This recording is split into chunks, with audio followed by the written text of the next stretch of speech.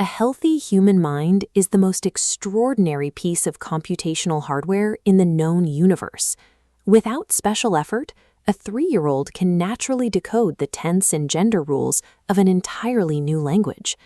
By high school, it can perform calculus, and even decades later, recall the exact texture of a rusty bucket from a single childhood morning. Yet these same minds possess devastating vulnerabilities. They fall into deep depressions, suffer from chemical addictions, and run through infinite anxiety loops over minor slights. This creates a glaring biological paradox. If the human brain is such a spectacular machine, why is it constantly glitching? You might assume that millions of years of natural selection would have sorted this out. Evolution shapes traits that work well, so it should have removed these severe mental health flaws from our biology long ago. To understand why our minds break down, we have to stop treating the brain like a malfunctioning machine and rethink what natural selection is actually trying to accomplish. First, we have to drop a common misconception. There is a tempting idea that severe mental illnesses, like schizophrenia or autism, are actually hidden superpowers or secret evolutionary advantages. They are not.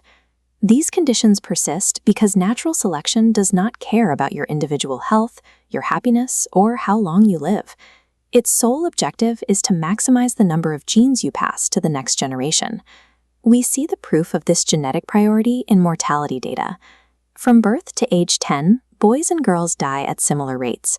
But right at the onset of puberty, the death rate for males begins a massive spike.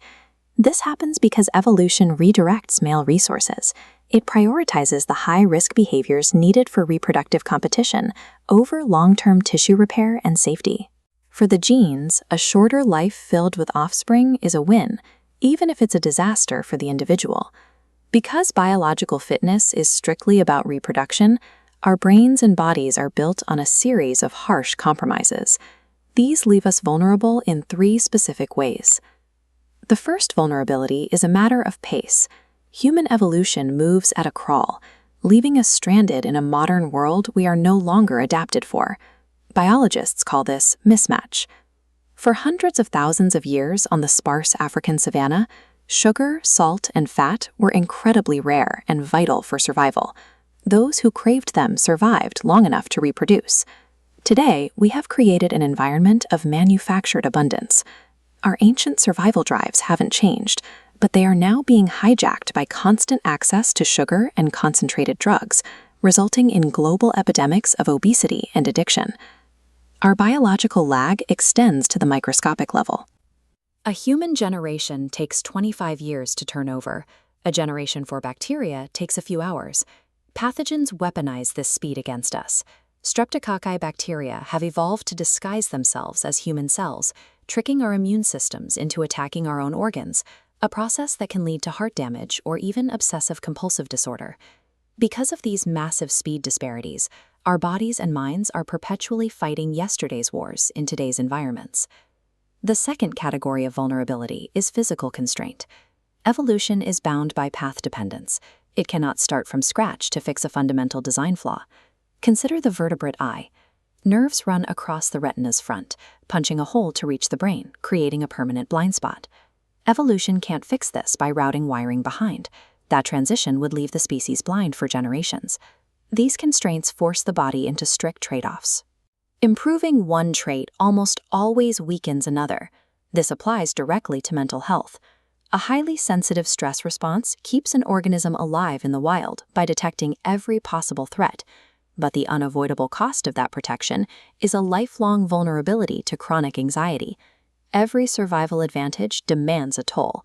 A perfectly resilient human is a biological impossibility because every benefit is balanced against a cost.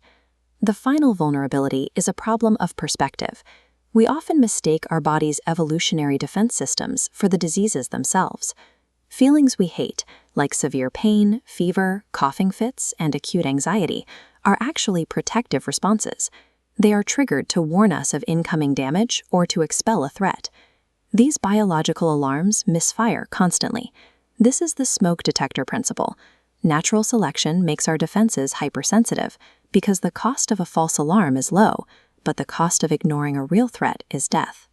Evolution prefers 1,000 moments of unnecessary panic over a single moment of fatal silence. The system is designed to overreact to keep you alive. When we experience these terrible feelings, it doesn't mean we are broken. It means we are experiencing a hypersensitive defense system working exactly as natural selection intended. To summarize, our minds are vulnerable because we are biologically slow, heavily constrained by trade-offs, and protected by aggressive alarms. Natural selection prioritizes the transmission of our genes over our daily comfort, meaning it will never naturally eliminate these common sufferings. This framework gives doctors a more precise toolkit. It explains why over-suppressing a cough can actually lead to pneumonia, and why cycling through the same antibiotics as a first-line defense can accelerate the evolution of multi-drug resistance. By understanding evolution, we can address root mismatches rather than just numbing useful symptoms. Our bad feelings and mental vulnerabilities are not personal defects. They are the inevitable, heavy tax our species paid to survive.